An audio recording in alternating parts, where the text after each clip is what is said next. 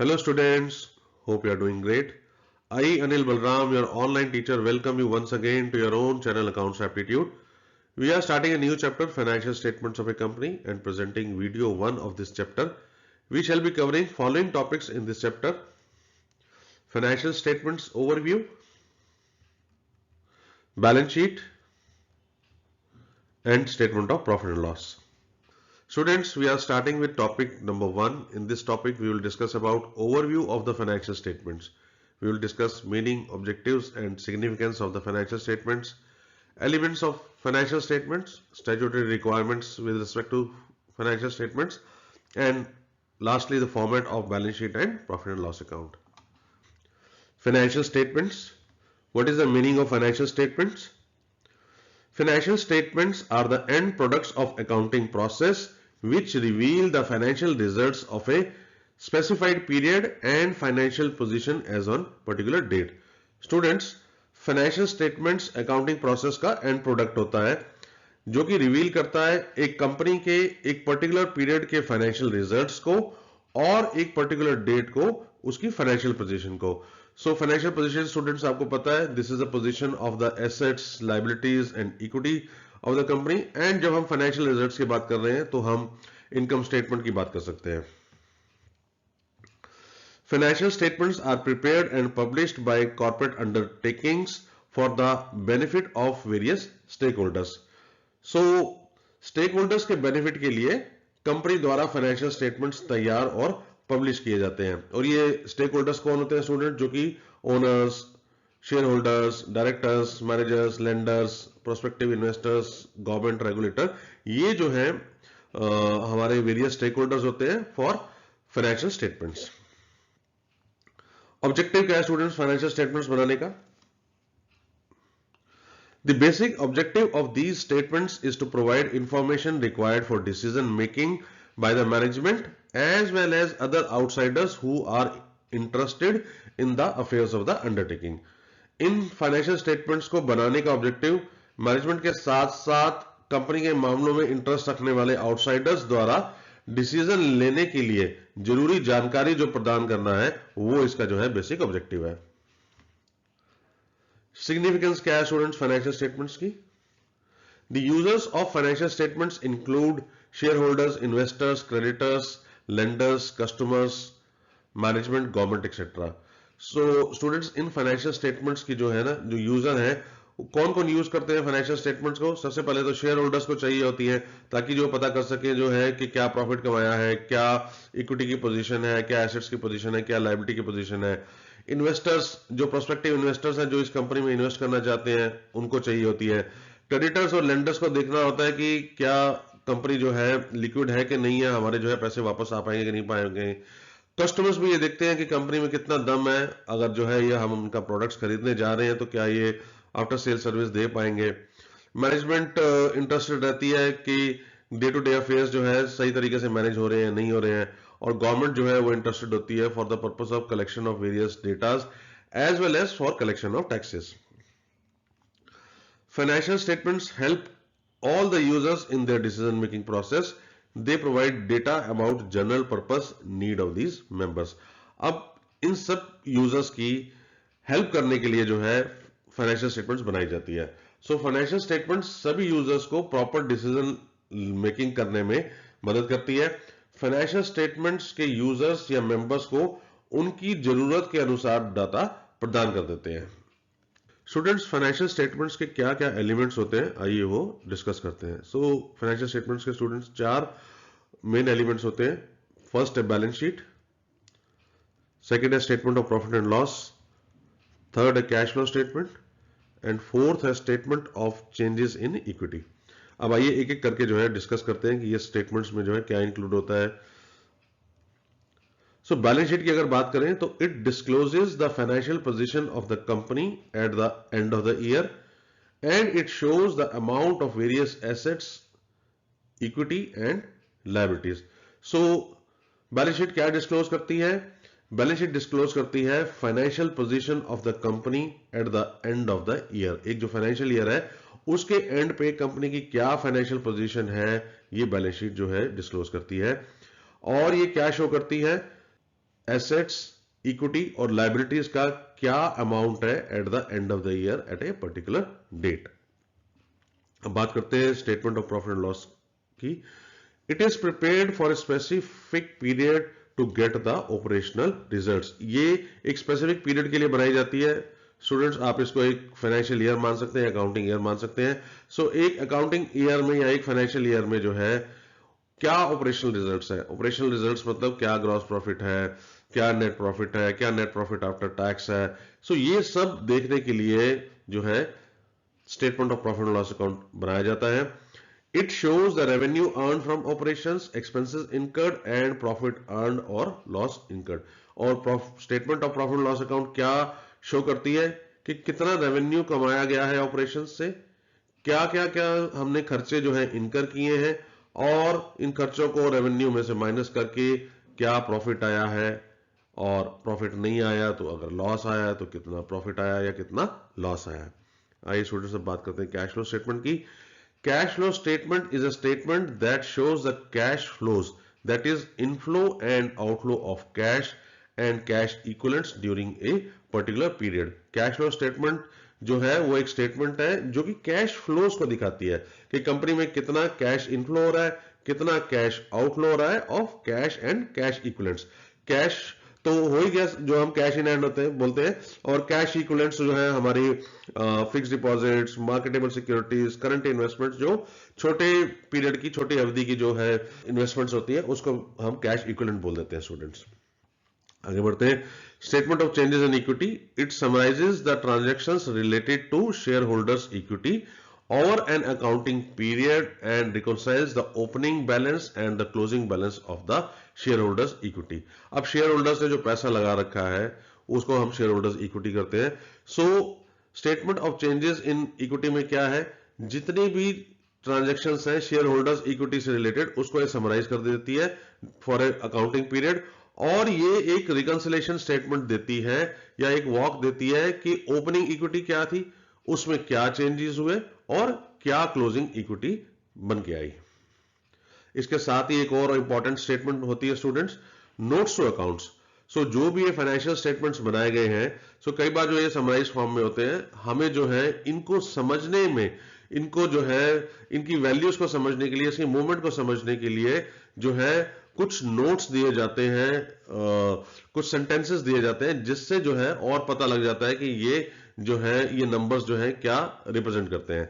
So notes to accounts, balance sheet and statement of profit and loss are supported by the notes giving details of the item in the balance sheet and the statement of profit and loss account. So balance sheet और statement of profit and loss account ये जो है notes to accounts द्वारा supported होते हैं, जो कि balance sheet में और statement of profit and loss account में जो वेरियस आइटम्स हैं उसको जो है एक्सप्लेन करते हैं। मैं आपको एक छोटा सा एग्जांपल देता हूं। सपोज कर लीजिए हम जो है शेयर कैपिटल की बात करते हैं, तो स्टूडेंट्स अगर आप बैलेंस शीट को रेफर करोगे तो शेयर कैपिटल का एक नंबर आ जाएगा, लेकिन जब आप इसी की पूरी शेयर कैपिटल की डिटेल जो है आप नोट्स टू अकाउंट्स में देख सकते हैं कि ऑथराइज कैपिटल कितनी है, सब्सक्राइब कैपिटल कितनी है, कॉल्ड अप कैपिटल कितनी है, इशूड कैपिटल कितनी है, कितने नंबर ऑफ शेयर्स हैं, उसके बाद ये जो है प्रोमोटर्स का जो है उन्होंने कितना होल्ड कर रखा है, आम पब्लिक ने कितना होल्ड कर रखा है।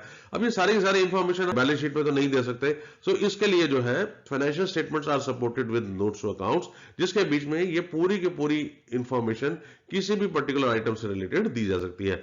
एक और एग्जांपल ले लेते हैं, सपोज कर लीजिए फिक्स्ड एसेट्स। तो फिक्स्ड एसेट्स का जो है आपके पास एक नंबर होता है, लेकिन क्या कंपोनेंट है फिक्स्ड एसेट्स के, प्रॉपर्टी प्लांट एंड इक्विपमेंट के, और उसके बाद उनका ओपनिंग बैलेंस क्या था, क्या एडिशंस हुए, क्या उसके बीच में डिस्पोजल हुआ एसेट्स का, क्या क्लोजिंग बैलेंस आया। इसी तरीके से जो है एक्यूमुलेटेड डेप्रिसिएशन है, उसका कितना ओपनिंग बैलेंस है, कितनी डेप्रिसिएशन चार्ज की गई ड्यूरिंग द ईयर, और उसके बाद जो एसेट्स डिस्पोज किए गए उससे रिलेटेड एक्यूमुलेटेड डेप्रिसिएशन कितनी जो है ट्रांसफर की गई, और उसके बाद जो है क्लोजिंग बैलेंस क्या निकल के आया एक्यूमुलेटेड डेप्रिसिएशन का। अगर कुछ एसेट्स जो है कैपिटल वर्क इन प्रोग्रेस में थे तो उसकी क्या मूवमेंट है, कितने एसेट्स जो है कैपिटल वर्क इन प्रोग्रेस से बन के जो है वो चले गए। सो इस तरह की इंफॉर्मेशन सारी फाइनेंशियल स्टेटमेंट्स में तो केवल समराइज फॉर्म में ही होती है। सो जो है बाय नोट्स अकाउंट जो है जो आइटम्स है बैलेंस शीट की और प्रॉफिट लॉस अकाउंट की, उनको हम एक्सप्लेन कर देते हैं by giving the notes accounts. Statutory requirements, the companies act 2013। Students, company के द्वारा फाइनेंशियल स्टेटमेंट बनाना ना कंपनीज एक्ट 2013 द्वारा एक स्टैट्यूटरी रिक्वायरमेंट होती है जो कि ये स्पेसिफाई करती है कि क्या क्या स्टेटमेंट्स बनानी है, रिपोर्टिंग पीरियड क्या होगा, फाइनेंशियल स्टेटमेंट्स का फॉर्मेट क्या फॉलो करना है, कंपैरेटिव ईयर्स के नंबर्स चाहिए या नहीं चाहिए, और अगर चाहिए तो कितने पीरियड के लिए चाहिए। सो ये सब चीजें जो हैं स्टैट्यूटरी रिक्वायरमेंट्स हैं with respect to companies act for making the financial statements. आइए स्टूडेंट्स इनको एक एक करके हम डिस्कस करते हैं।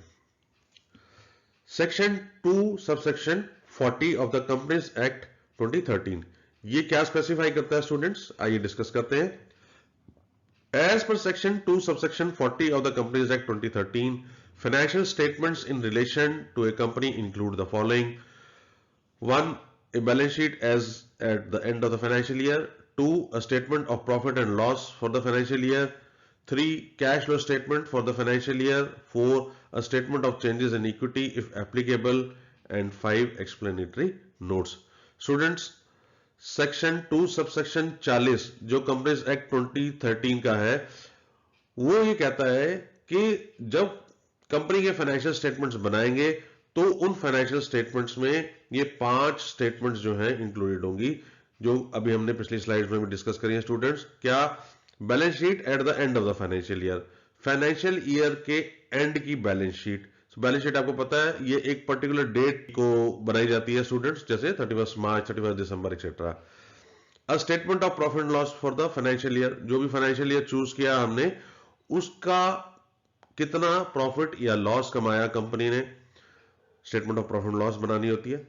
Cash flow statement for the financial year के लिए जो है एक कैश फ्लो स्टेटमेंट बनानी पड़ती है जिसके बीच में cash inflows and cash outflows mention करने होते हैं, जैसे शेयर होल्डर्स ने कितना पैसा दिया, ऑपरेशन से कितना कैश कमाया गया, उसके बाद जो है इन्वेस्टिंग एक्टिविटीज मतलब कि क्या फिक्स एसेट्स खरीदे, क्या इन्वेस्टमेंट्स किए, इस तरीके से जो है क्या इनफ्लो है क्या आउटफ्लो है वो हमें दिखानी होती है ऑफ कैश। उसके बाद statement of changes in equity, ये हमने अभी डिस्कस किया था कि statement of changes in equity opening balance क्या था फाइनेंशियल ईयर के बिगिनिंग पे और क्लोजिंग बैलेंस क्या है और उसके बीच में जो है क्या मूवमेंट्स हुई हैं वो हमें दिखानी होती है, और एक्सप्लेनेटरी नोट्स देने होते हैं। ये भी अभी हमने डिस्कस किया कि जो आइटम्स होती हैं बैलेंस शीट और स्टेटमेंट ऑफ प्रॉफिट लॉस की, उनको आइटम्स को फर्दर डिस्क्रिप्टिव फॉर्म में जो है हम एक्सप्लेन करते हैं कि इनकी क्या डिटेल्स है। फर्दर सेक्शन 2 सबसेक्शन 41 क्या कहता है students? As per section 2 subsection 41 of the Companies Act 2013, all companies are required to have a uniform financial year which shall be a period from 1st April to 31st March every year. अब students जो section 2 subsection 41 है companies act 2013 का, वो यह कहता है कि किसी भी प्रकार की कंपनी है, कोई भी कंपनी है, उसको जो है यूनिफॉर्म फाइनेंशियल ईयर फॉलो करना है, मतलब कि एक ही फाइनेंशियल ईयर जो है फॉलो करना है जो कि 1 अप्रैल से शुरू होगा और 31 मार्च को जो है खत्म होगा। सो फाइनेंशियल ईयर डिफाइन कर दिया गया है कंपनीज एक्ट के सेक्शन 2 सबसेक्शन 41 में कि फाइनेंशियल ईयर कंपनीज के लिए होगा जो 1 अप्रैल से शुरू होगा और 31 मार्च को जो है खत्म होगा। जो है कंपनीज अपनी मर्जी से कोई और फाइनेंशियल ईयर चूज नहीं कर सकती। जैसे कोई कंपनी ये बोले जी मैं तो कैलेंडर ईयर फॉलो करना चाहती हूँ, मैं 1 जनवरी से 31 दिसंबर तक फॉलो करूंगी, या मैं दिवाली तो दिवाली फॉलो करूंगी, या मैं जो है 1 अक्टूबर से जो है 30 सितंबर फॉलो करूंगी। सो ये सब अलाउड नहीं है स्टूडेंट्स। कंपनीज एक्ट का जो है हिसाब से सेक्शन 2 सबसेक्शन 41 के हिसाब से फाइनेंशियल ईयर जो चूज करना है वो 1 अप्रैल से स्टार्ट होगा और 31 मार्च को खत्म होगा। स्टूडेंट्स इसलिए बोला जाता है ताकि जो है ये फाइनेंशियल ईयर यूनिफॉर्म रहे अक्रॉस ऑल कंपनीज, ताकि कंपैरिजन करने में आसानी हो, जो है टैक्सेस वगैरह जो है पे करने में आसानी हो, टैक्सेस की असेसमेंट, टैक्स का जो निर्धारण है उसका जो है करने में आसानी हो। सो इसलिए जो है ये सबसेक्शन जो है इंट्रोड्यूस किया गया है कंपनीज एक्ट के द्वारा कि सब यूनिफॉर्मिटी रहे। Students, we are continuing with the statutory requirements as per the companies act 2013 with respect to the preparation of financial statements. So section 129 subsection 1, students section 129 subsection 1 ये बहुत इंपॉर्टेंट सेक्शन है और आइए देखते हैं इसके द्वारा जो है क्या प्रावधान है। Section 121 subsection 1 of the Companies Act 2013 requires that the financial statements of a company 1 shall give a true and fair view of the state of affairs of the company. shall comply with the accounting standards notified under section 133 and shall be in the prescribed form given in schedule 3. Students ये बहुत important section है, section 129 sub section 1. सो ये section ये कहता है कि financial statements of the company जो है it should give a true and fair view of the state of affairs of the company. अब students true and fair view का क्या मतलब होता है? ट्रू एंड फेयर व्यू का मतलब है कि कंपनी की फाइनेंशियल स्टेटमेंट्स एक्यूरेटली और ट्रांसपेरेंटली बनाई जाए ताकि स्टेक होल्डर्स को कंपनी की फाइनेंशियल पोजीशन और परफॉर्मेंस की एक रिलायबल अंडरस्टैंडिंग मिल सके स्टूडेंट्स, और ये स्टेक होल्डर्स कंपनी के अफेयर्स में ट्रस्ट और कॉन्फिडेंस कर सके.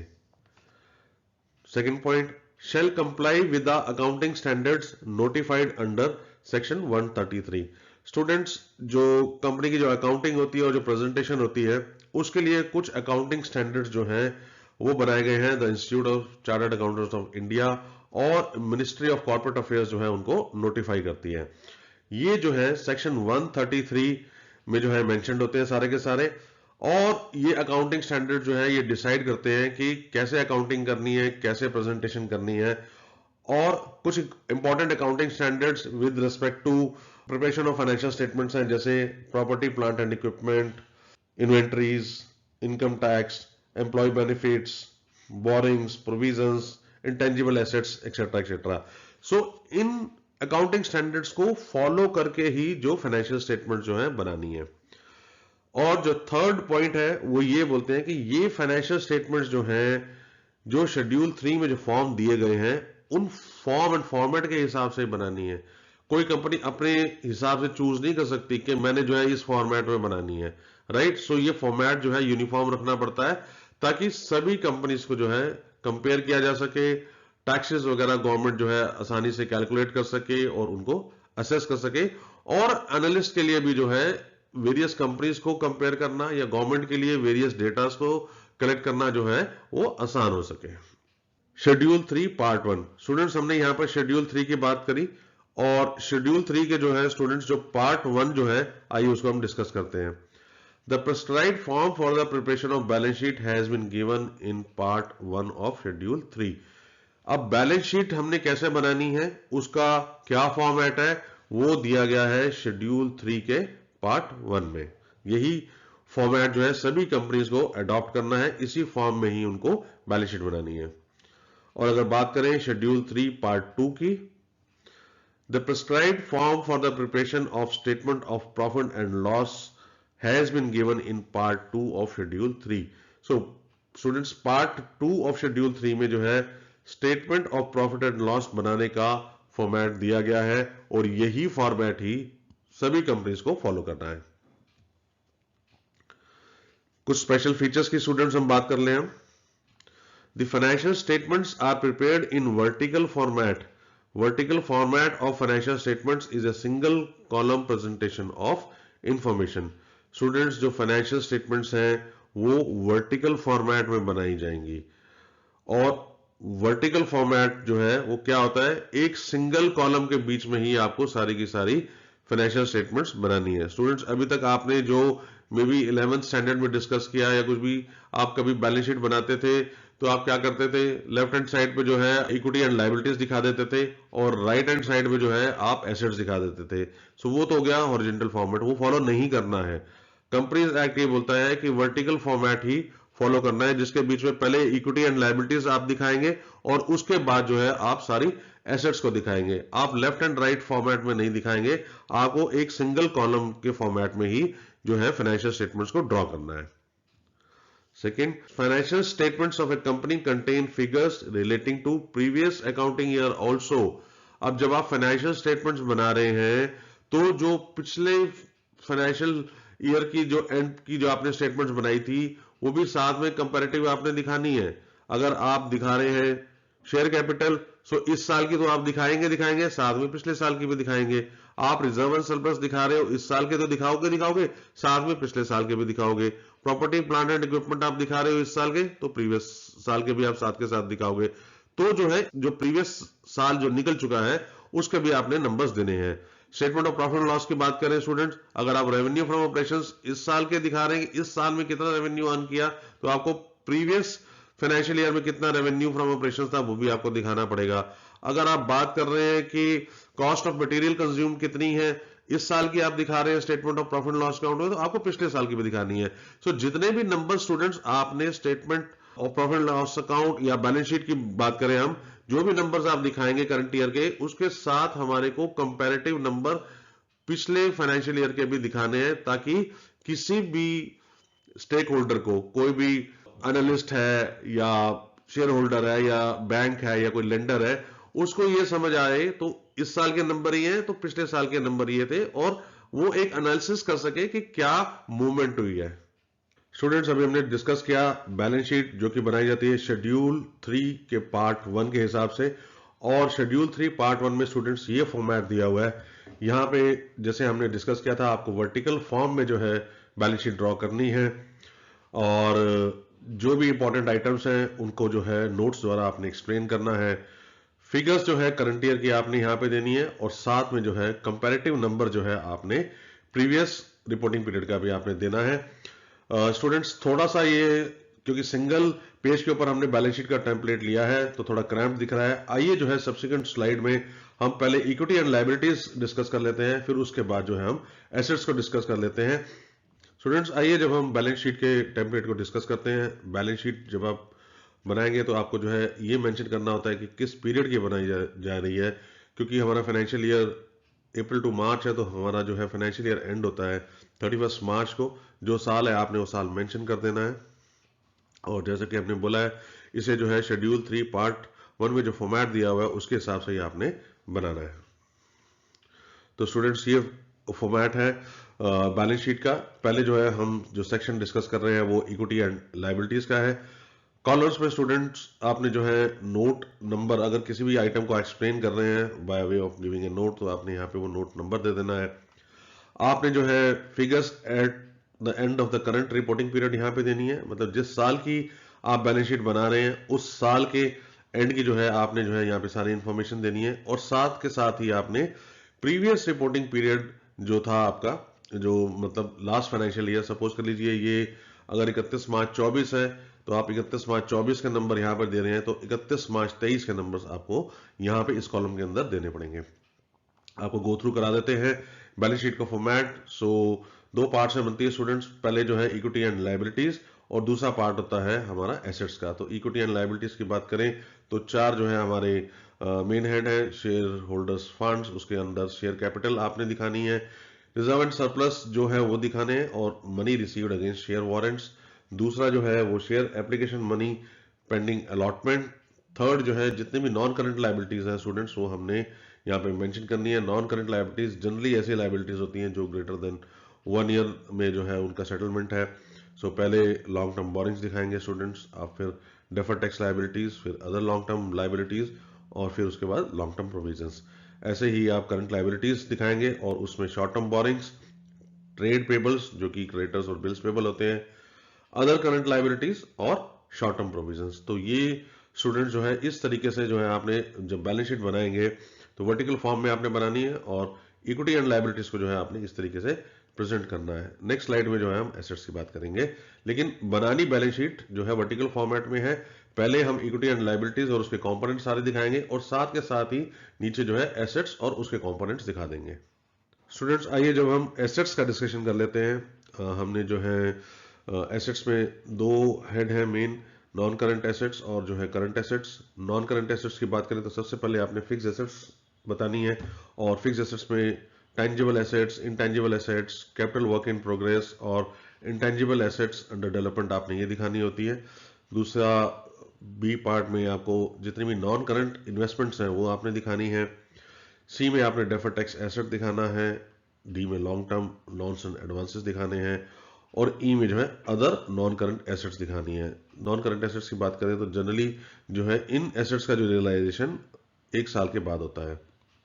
करंट एसेट्स की बात करें तो ए में आपने करंट इन्वेस्टमेंट्स दिखानी है, बी में इन्वेंट्रीज जो कि स्टॉक होती है, C trade receivables, D cash and cash equivalents, E short term loans and advances, और एफ पॉइंट में अदर करंट एसेट्स।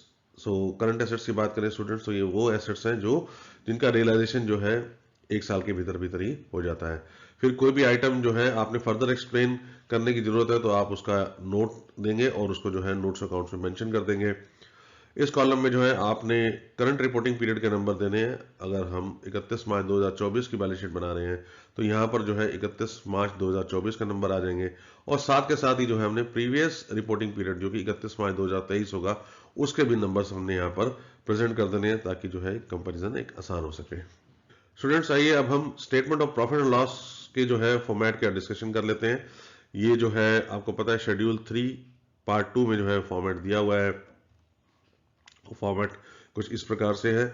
जब आप statement of profit and loss बना रहे हैं स्टूडेंट्स, तो साथ में किस साल की बना रहे हैं वो हमें मेंशन करना होता है। फॉर द ईयर एंडेड 31 मार्च, यहाँ पे ईयर का जो है आप नंबर दे देंगे। उसके बाद जो है फर्स्ट कॉलम में प्रॉफिट एंड लॉस अकाउंट के जो एलिमेंट्स आपने देने हैं, फिर नोट नंबर और फिर करंट ईयर का नंबर और फिर प्रीवियस ईयर का नंबर। सो आइटम नंबर 1 है revenue from operations, item number 2 है अदर इनकम, आइटम नंबर 3 जो है वो 1 और 2 का एडिशन है। फोर्थ आइटम में जो है आपने जितने भी एक्सपेंसेस हैं वो आपने मेंशन करने हैं, जैसे cost of material consumed, purchase of stock in trade, changes in inventories of finished goods, work in progress and stock in trade, employ benefit expenses, finance cost, depreciation and amortisation expense, other expenses, और इन सब का जो है हमने total दे देना है। Item number 5 में प्रॉफिट बिफोर टैक्स हमने निकाल लेना है, जो कि item number 3 total revenue minus expenses अगर आप कर देंगे तो आपके पास प्रॉफिट बिफोर टैक्स निकल के आ जाएगा। इसमें जो है इनकम टैक्स हमने माइनस कर देना है एज आइटम नंबर 6, और आइटम नंबर 7 में जो है हमारे पास प्रॉफिट या लॉस फॉर द पीरियड जो है वो निकल के आ जाएगा, जो कि आइटम नंबर 5 में से हम आइटम नंबर 6 माइनस कर देंगे तो हमारे पास profit and loss for the period निकल के आ जाएगा। Students, thanks for watching this video. Please press the like button if you found the video informative and subscribe to your channel Accounts Aptitude. In case you need more information on any topic, please comment below. Further, we request you to share this video with your friends so that they can also enhance their knowledge watching this video. Please do visit our website www.accountsaptitude.com to get study notes, past year questions and solutions. You can also email us at info@accountsaptitude.com. Take care and goodbye.